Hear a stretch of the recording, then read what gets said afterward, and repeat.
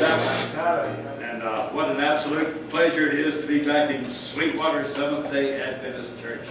I love the way that name of our church just simply rolls off the lips of you. It just has such a sweet water. Seventh-day Adventist. Jesus said, I am the water of life.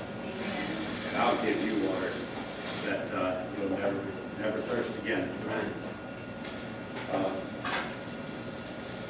Pray with me first this morning. Gracious Father in heaven, we are grateful this morning to you, Lord, for your presence among us. And we're grateful for all of the things that you bring us in the way of our lives, for our sustenance, for the very air that we breathe, the water we drink, the lives that we live.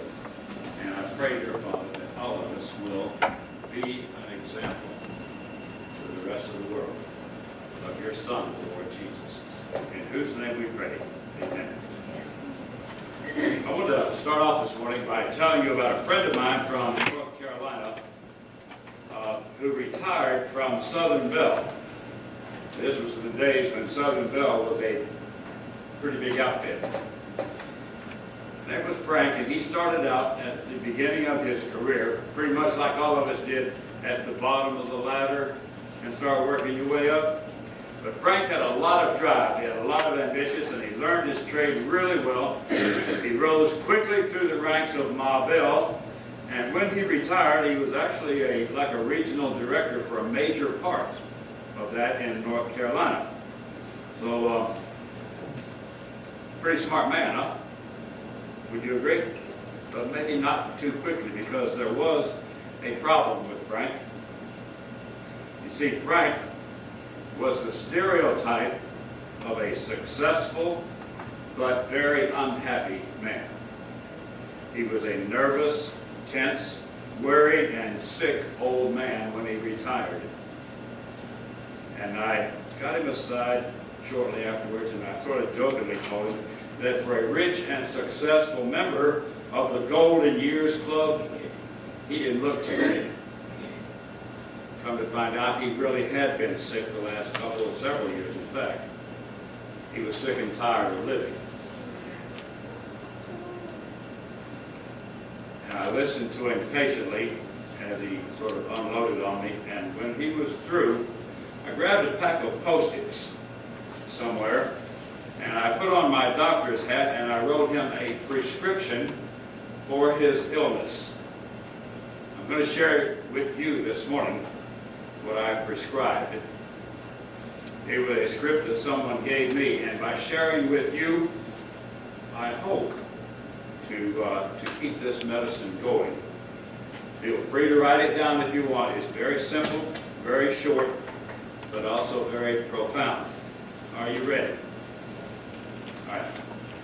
I want you to take the 23rd Psalm 5 times a day for 7 days. You got the script?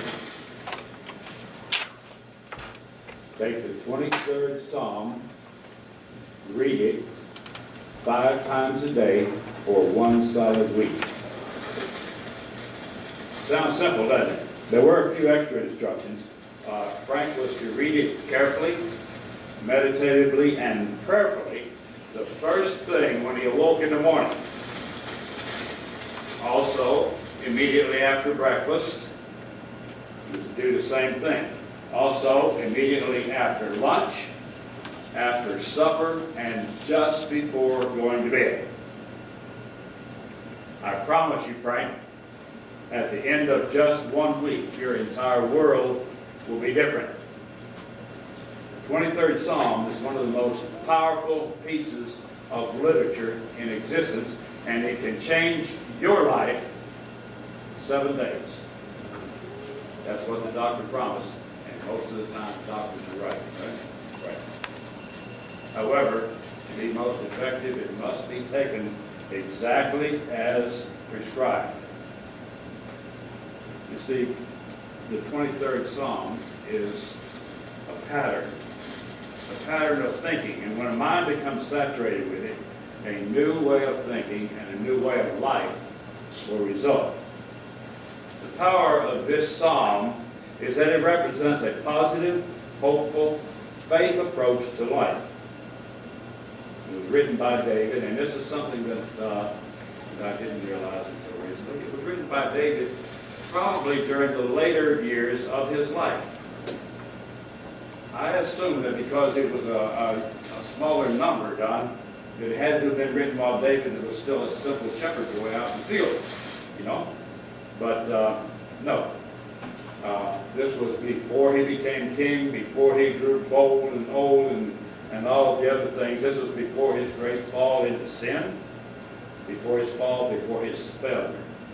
This 23rd Psalm finds no time for useless regret and for a morbid looking back. Take it as I prescribe, and in 7 days, a powerful new way of thinking will be firmly and deeply implanted in your life. So let's get into it, eh? What's the first part? The Lord is my shepherd, I shall not want. No, my brother was a frogman in World War II, not World War II, in Vietnam War. And I've told you about him before. His job was to take these little rubber life rafts, put a load of Marines in it, and swim upriver with them someplace they couldn't paddle and they didn't have motors. He had to tow that boat by swimming along with it and pulling it up the river. And so he found the drop-off point where he could unload the Marines. And then he had to wait for there for however long it took until these guys came back. And so a really strenuous job. Very tense job, and my brother had a very soft heart. He did his job well with it. He did what was required of him. But he had a very soft heart. And after the Vietnam War was over, most GIs came home. My brother was among a few who stayed in Vietnam an extra year, helping to relocate little kids with their families, trying to relocate the kids and reunite them with their families. It was good for the families and also very therapeutic for my brother Terry. World War II, the Allied armies did something very similar, but less personal. They gathered children by the thousands that were displaced in the war, both Allied children and German children that no longer had homes. And they put them in these large camps and cared for them as orphans. Excuse me, I got a brand new tooth this morning, and it hasn't learned how to speak the same way I do. But I thought it was a whole lot better to speak with that tooth in there than it was to leave this big gap. Some of you saw what the gap looked like earlier this week. Wasn't funny at all. So the children were well cared for, Don, well fed, but at night many of them still couldn't sleep. And finally, a psychiatrist hit on the solution. When the kids were put to bed at night, they were given a piece of bread. And this bread wasn't to eat. If they wanted extra food at night, they got it. But this bread was just to be simply held in their hand until the next morning. It produced marvelous results. That assurance of having something to eat tomorrow gave the child a peaceful night's sleep. In the 23rd Psalm, David said, "The Lord is my shepherd, I shall not want." Instinctively, the sheep understand that their shepherd provided for them today, and he will provide for them tomorrow. So the sheep lies down contentedly with, figuratively speaking, their piece of bread. The psalmist is not asking anything of God, rather it's a statement of fact. The Lord is my shepherd. We don't have to beg for God, beg him for things. He wants to provide for us, right? Amen. God wants to provide. God made provision for our needs long before we ever knew that we'd need them. Food, security, warmth, fertile soil for our plants to grow, and even life in the seeds themselves, God provided. Matthew 6, verse 8 says, your Father knows what things you have need of before you ask of him. In that same story, verses 25 and 34, Jesus reminds us that if God will take such meticulous care of even the birds of the air or flowers of the field, how much more will he do for us? David said, the Lord is my shepherd. I shall not want. With that faith, we can do everything that's asked of us without worrying about tomorrow. Next question. The next verse. He maketh me to lie down in green pastures. A friend of mine told me about getting up one morning to go to work, and he felt this sharp, stabbing pain in his back. He went to see his doctor, and the doc, instead of sending him on to work, sent him straight to the hospital and told him to plan to be there for at least a month. So his pastor came to see him. I'm not going to share the illness and stuff like that with you, but his pastor came to see him while he was in the hospital recuperating. And upon leaving, he left a cryptic piece of advice. Charles, he said, I have only one thing to say to you. He maketh me to lie down. My friend lay there in the bed, worrying long after the pastor had left, thinking about what the pastor had said, a sermon in 5 words. He maketh me to lie down. A shepherd gets up about 4 o'clock in the morning and gets up his sheep, gets them on the road out there, and the sheep walk steadily along as they graze. They don't, cow stands in the field and grazes in one spot until he eats it all up and then he moves on somewhere else. Sheep don't do that.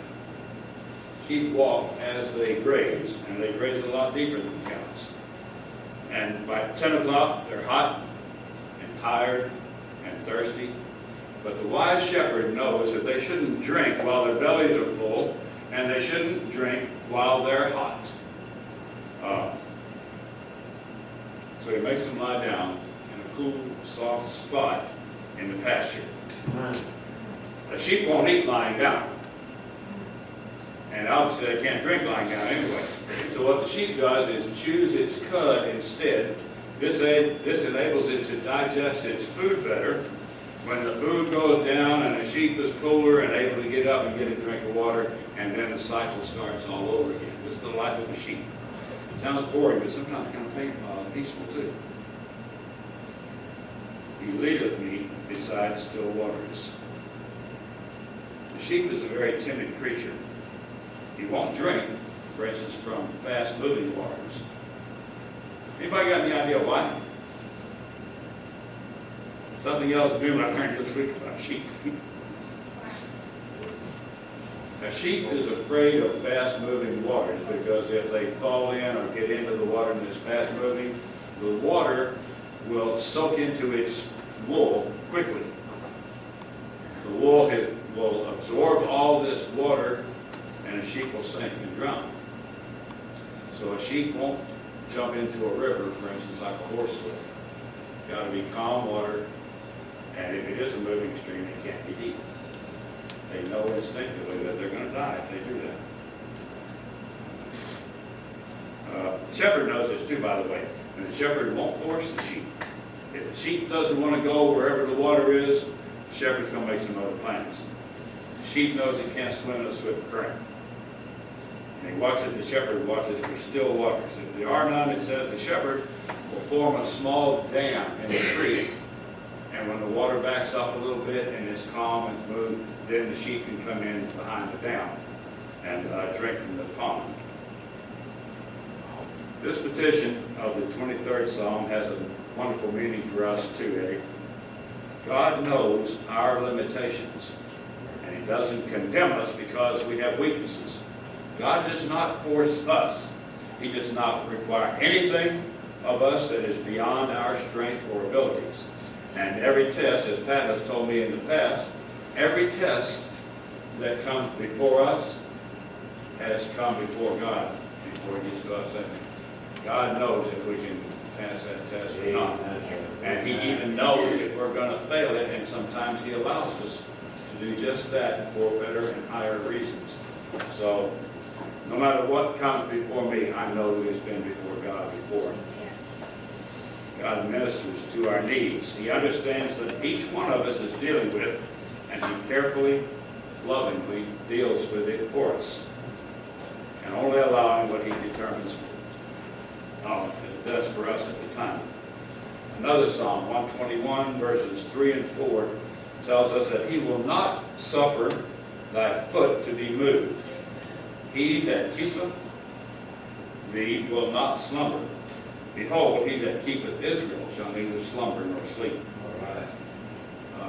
Navy women and men, and a lot of other, most of the military too, I'm assuming, perform a duty they call keeping watch. And a watch usually is divided into 4-hour pieces, and the men and women of that unit take turns standing the watch. One person guards that critical place of things so that the others can go about their work and duty.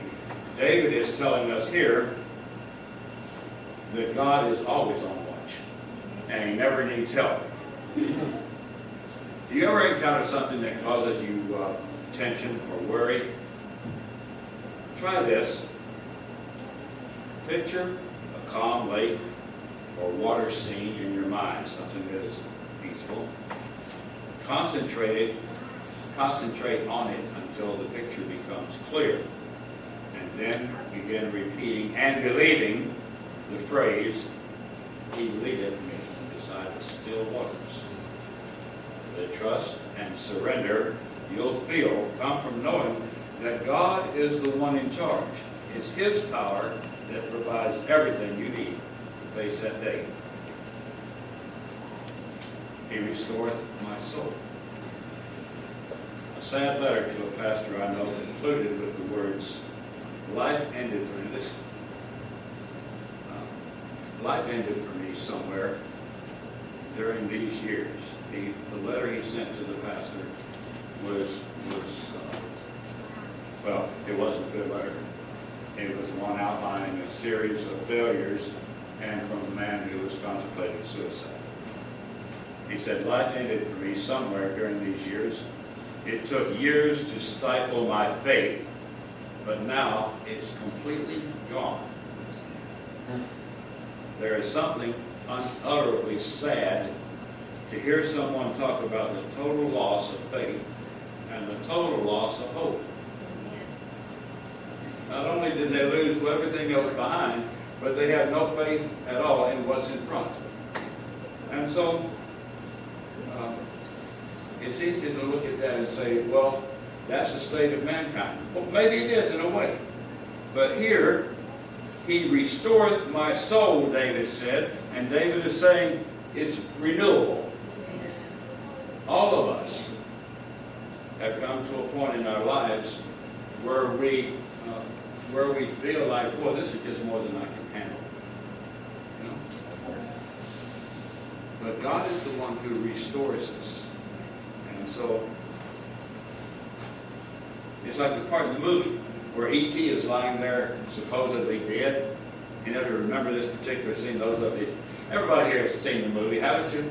No. Am I speaking blasphemy by mentioning a movie called E.T.? All right. You remember that scene in the movie where E.T. is, to all appearances, is dead, and he's lying there, and his face is all gray and ashen, and his body is limp, and you're feeling like Bambi just got shot, or something like that, you know? And then suddenly we see this flicker of light in the chest area, and all of a sudden the light gets bigger, the heart shows, and it starts pumping, and Bambi opens up. Bambi. George opens his eyes.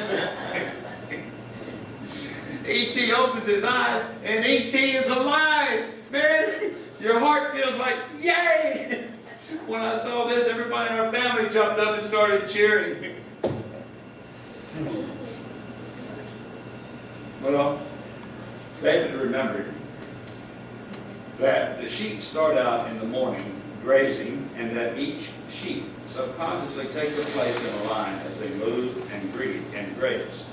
That sheep holds its place in the same position in line all day long.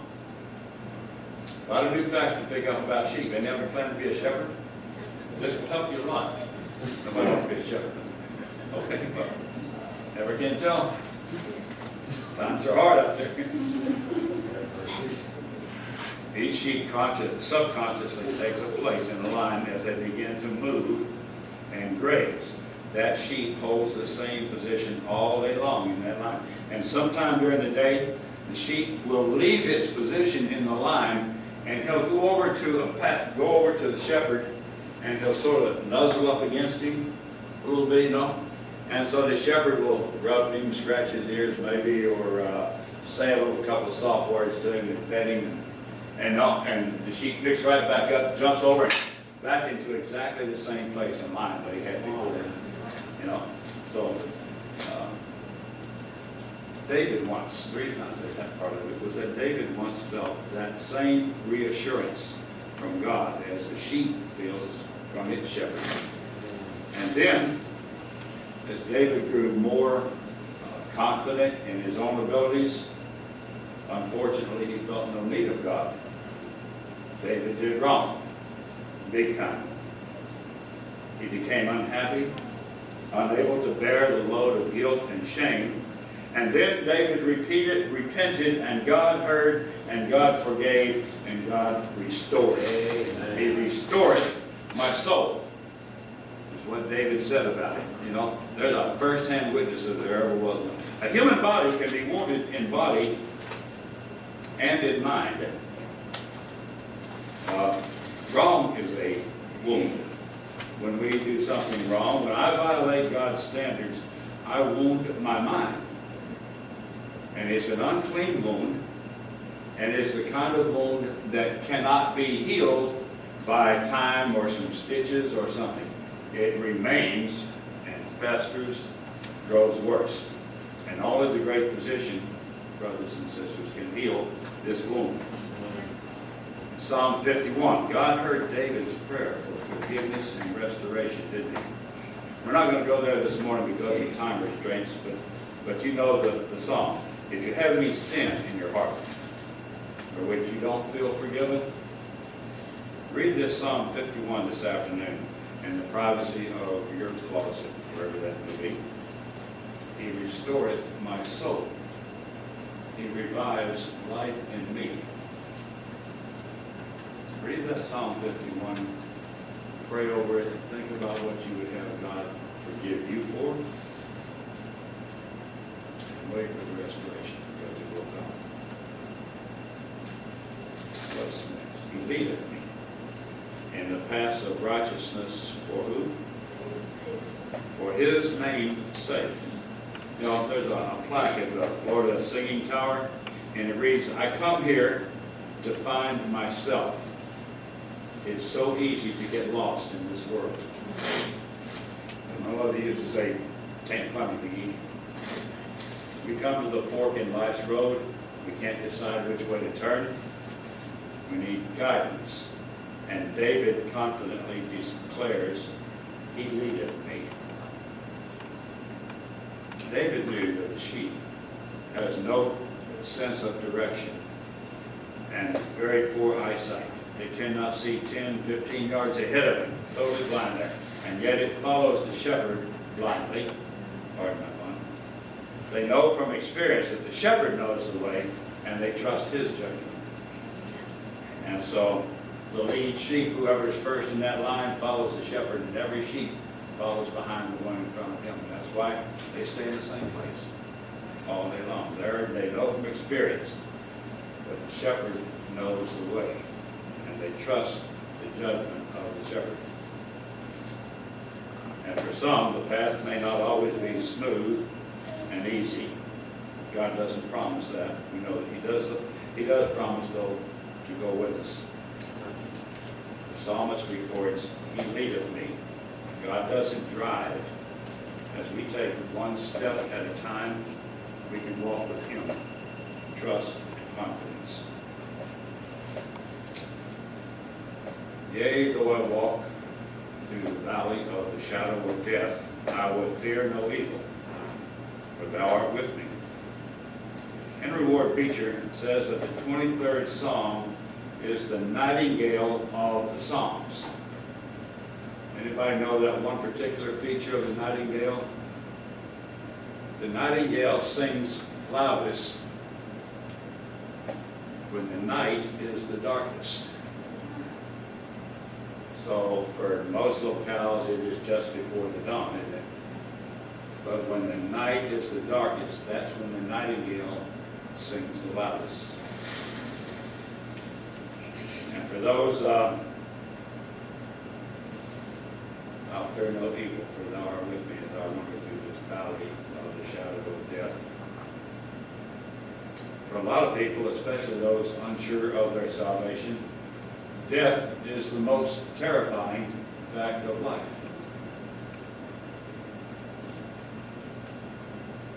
What else could be a terror factor in your life? Loss of a mate, loneliness, disappointment, despair. Go to your closet, friends. Find that special place where you feel closest to God and pour your heart out to Him. And then stay there and wait. Wait for that powerful and marvelous feeling that tells you Jesus is near. Yes. Jesus has the answer because only He knows the real problem. There will come a time as you sit there in your closet when you will feel things change, when you will feel His presence, and you will feel that He loves you alone as if you were the only person in the world. You'll know He's near. Wherever my pathway leads, David said, I'll not be afraid. Countless numbers have rid themselves of fear. Why? Because thou art with me. There is power in His presence. Yes. About thy rod and thy staff, they comfort me. The sheep is a helpless animal. It has no weapons with which to fight. It's easy prey. It is afraid. But the shepherd carries a rod, a heavy wooden hardwood club about 2 to 3 feet long. In 1 Samuel 17, David is telling Saul about the time when he slew, that was hard too, when he slew a lion and a bear protecting his sheep. Could you imagine how you would feel confronting a lion or a bear with nothing but a short club? I wouldn't face a lion or a bear with a 30-30 rifle. David killed them all with his little club, 2 or 3 feet, about like yay. And if you think about it, he has to be within range of both of those. He's less than an arm's length away. He has to be that close in order to hit them. And yet he slew them. Either one of these animals would have to be at arm's length before you could even hit it. The shepherd also carries a staff, something about 8 feet long. It's thinner and lighter, and it has a crook in the end of it. And if the sheep fell into some precarious place, the shepherd could reach out, place the crook around the sheep's chest or head, and pull it to safety. And my mind works in weird ways sometimes, but when I was reading this and studying this part for the sermon, I had this picture, Jerry, of David. Couldn't get close enough to that lion or the bear with his little short club to do any damage. So he took his 8-foot staff with a crooked end of it and grabbed the lion around the neck and brought him close and hit him with a stick. I'm giving you some insight into Stuber there.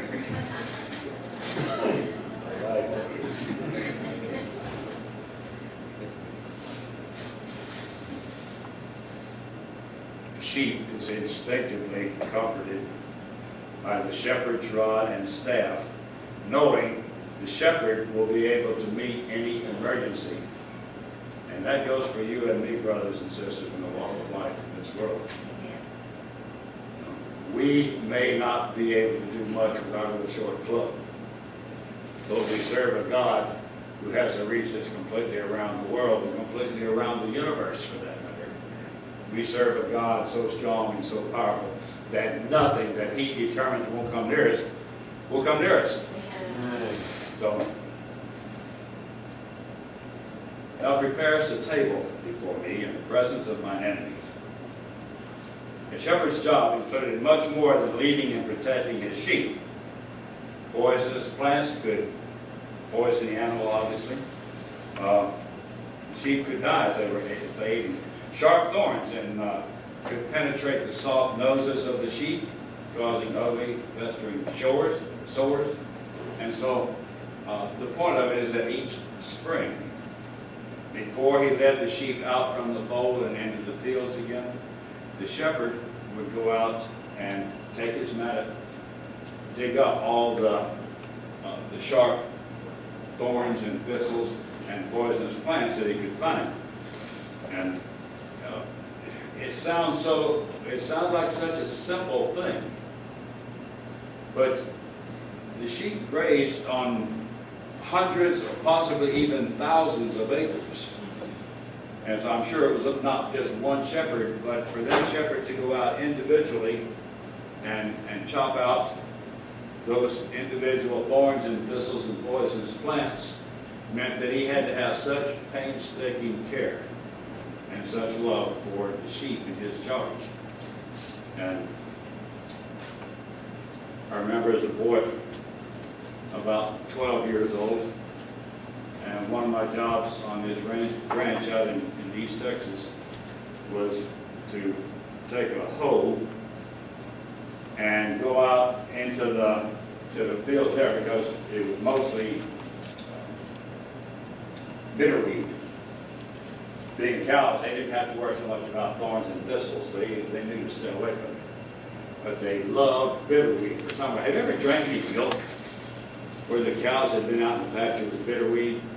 It is terrible stuff. I guarantee you wouldn't get one glass down here. But he had little Eddie out there chopping away with his hoe, plant after plant after plant. And if I got sloppy and just cut the plant off at the top, the owner would come out there after me and check every once in a while to see if I was actually digging the plant up or if I was chopping it off at the top. And if I chopped it off at the top, believe me, I got blessed out and I cut my already small salary. So, anyway. Thou preparest a table before me in the presence of my enemies. The pasture became, as it were, a table prepared. Present enemies, thorns and thistles were destroyed. Farmers have to do more than just plant their seeds to grow a crop. They too have to prepare a table, the soil, in the presence of their enemies, the weeds, thistles, and thorns. Whatever is harmful to the crop, it is not enough for Christians to just preach the gospel. We must nurture a militant spirit that will war against the enemies of Christ, trusting in the Holy Spirit to lead our fight. We are not going to do one thing to evangelize the communities around us if all we do is sit in church on Sabbath morning. I promise you, we have to go out. We have to be a militant soul prepared to go out for Christ's purposes. There are enemies of God seeking to destroy, but the shepherd of men is out ahead of us, and we can be assured of the protection of his strength. Thou anointest my head with oil, my cup runneth over. American football, like rugby or soccer or any other contact sport, is a rough sport. If you expect to play, you expect to get hurt at times, don't you? So it is with life. If you plan to live it, you must also expect some bruises and pain. Thankfully, the Good Shepherd is there to bind up the wounds and sustain us, sometimes as a sheep grazed. Its head or nose would be cut by a sharp stone buried in the grass, or the sharp briars would cut into the to nose and make those bruises and things. Sometimes the heat of the day for a steep pass would just be too much. At the end of the day, the sheep would just be tired and worn out. So the shepherd would stand at the door of the fold and examine each sheep as it passed through the fold.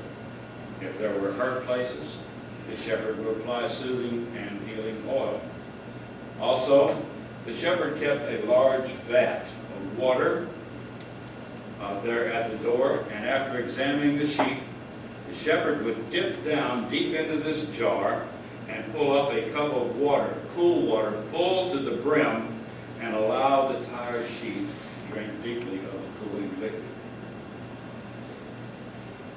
As little children, you or I might suffer a stubbed toe or a cut or a scrape. Mom always seemed to be there to kiss the hurt away. Someone told me that Mom and Dad both would put a Band-Aid on it, but the difference between the two, Mom would always kiss it and make it go away. You know, I thought that was cute. Getting hurt didn't stop when we grew up. A broken heart, an aching conscience, hurt feelings. The world can hurt us 1,000 ways, and sometimes we just get tired and discouraged. But the good news, of course, is the tender shepherd who understands the hurt of his children and who stands ever ready to heal that hurt. Did you notice, too, in this verse that David wrote, "Thou anointest my head with oil, my cup runneth over"? There was a shift there, wasn't there? Up until this time, David had been concerned with the flock, and so he used the third person singular in all the previous verses. Here he shifts to the singular personal pronoun for you English majors and students that are in high school. And still remember what a singular personal pronoun was, Michael. All day long. Michael, don't worry about it. All day long, the shepherd had been concerned with the flock of gold. But they go into the fold. He takes them one by one. Jesus, the good shepherd, knows my name. He heals my broken heart. He places the power of the universe at my disposal. You know, it's a wonderful, personal God that we serve. Surely goodness and mercy shall follow me all the days of my life. As I told you at the beginning, David was an old man when he wrote the 23rd Psalm. He had experienced tragedies and disappointments, but he had also come to know God, a God who knows the needs of his children and who abundantly provides for them. You and I, through TV and other media, have observed the evil and wickedness of men throughout the world in all its form. All we have to do is sit down and watch the evening news, and we can see everything from severed heads to mock severed heads to you name it. Somehow, as our minds picture the loving shepherd leading his sheep, our minds conjure a picture that he will lead his sheep, you and me, through all those dark valleys. Quit predicting gloom and disaster for your world and yourself. Begin the morning with hope. Plant this firmly in your mind. Surely goodness and mercy shall follow me, and they will. And I will dwell in the house of the Lord forever. It's interesting to be downtown Atlanta, especially on a Friday afternoon. If you're not in the traffic, it's easy to observe people pouring out of all those buildings, especially the one where Pat and I work about 3 or 4 months out of the year. But everywhere, they're all going. On Friday, there's something different. They're not just going home. They're going home for the weekend. The weekend's in front of them. They got plans. But it's also sad to get in my truck or on my bike and drive down Pryor Street through all the homeless, knowing that they didn't really have a home to go to. It's even more depressing to know that among all these people, homed and homeless, who have no hope no assurance that at the end of their final days, they don't know where they're going, if anywhere. David closes the 23rd Psalm with a mighty crescendo of faith when he declares, I will dwell in the house of the Lord forever. He didn't have the insights that we share. He never heard the Apostle John declare, I am the resurrection and the life. He that believeth in me, though he were dead, yet shall he live. And whosoever liveth and believeth in me shall never die. That's John 11 and verses 25 and 26. Just knowing intimately a God like he described in his 23rd Psalm gave David assurance that at the close of life's day, he was going home. You know?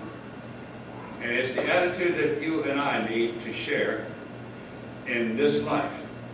It can't be filled with doubt or hope or discouragement or a sense of I have to do this or I'm not able to do that, whatever. I believe in the Lord Jesus Christ. He is my shepherd. And I will trust him, and if I precede him, he's going to come again. I'm going to wake up, and I'm going to go home with him.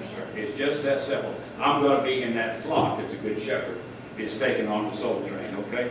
In mixed metaphors. The Psalm of David has sung its way across the barriers of time and race and language. For 25 centuries, it has been treasured in the hearts of people. Today it is more beloved than ever before. And the reason for it? It tells that above all the strife and all the fear, all the hungers and weakness of the mind, there is a shepherd. A shepherd who knows his sheep, one by one, who is abundantly able to provide, who guides and protects, and at the close of the day opens the door of the sheepfold, the house not made with hands. That's my God. That's my shepherd. And sheep to sheep, I trust that he's yours too.